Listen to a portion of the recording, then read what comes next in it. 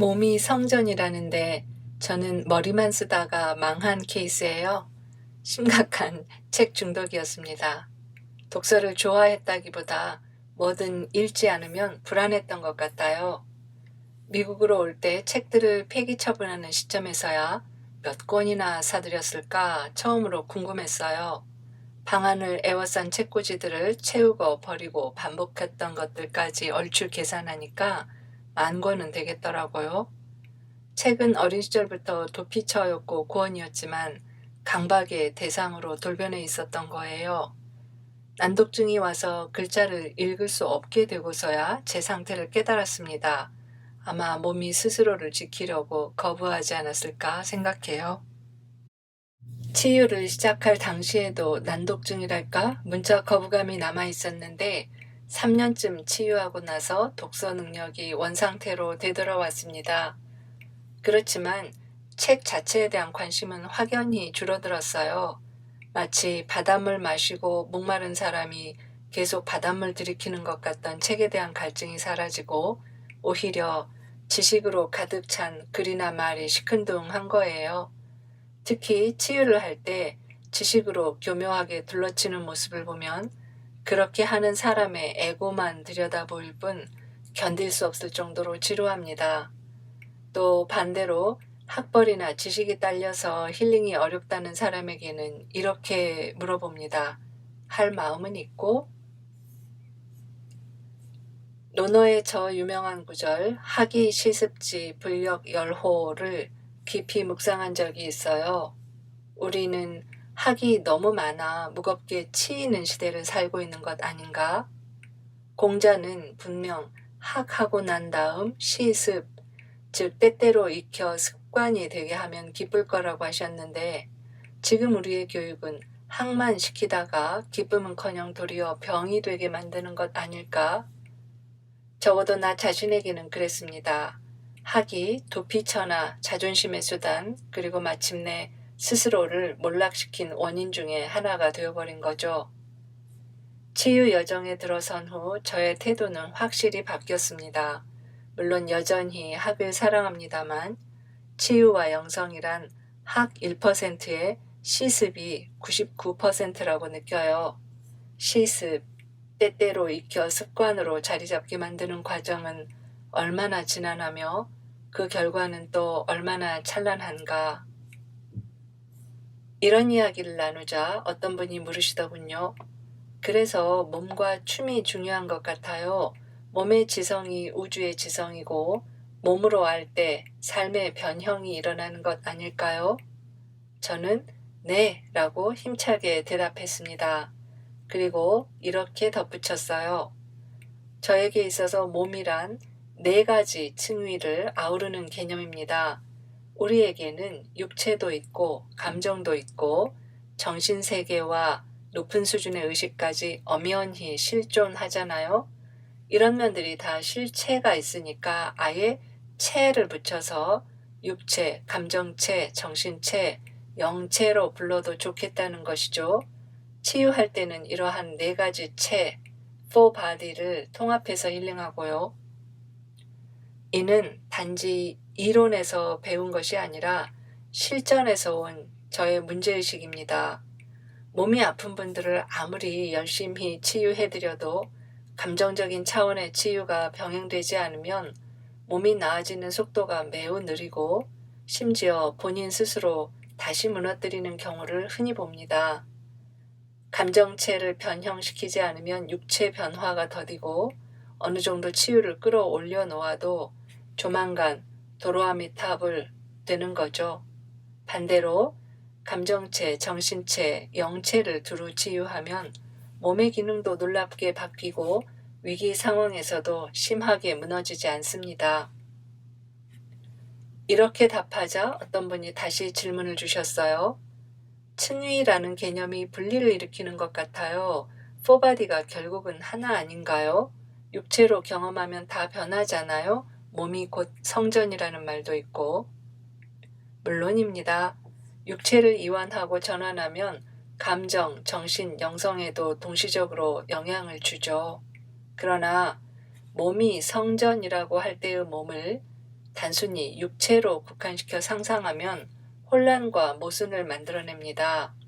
이를테면 100년도 못 살고 소멸할 몸을 두고 불멸의 존재라거나 신의 왕국 혹은 불성이 들어있는 소우주라고 하면 믿을 수 있을까요?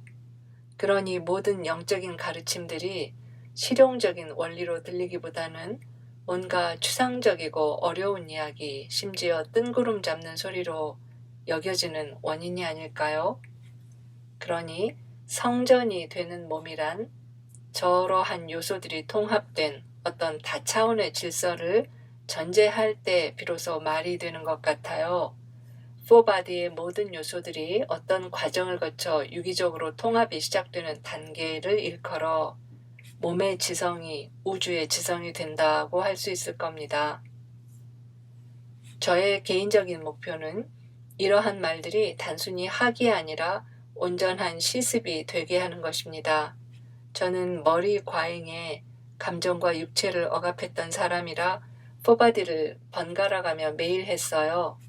결국 네 층위가 하나로 통합되기 시작했고 그랬더니 오히려 네 개의 층위가 각각 개별적으로 더 깊이 이해되더라고요. 또 다른 분이 이렇게 물으셨습니다. 헤일로님이 경험하신 통합의 맛은 어떤 것이었나요?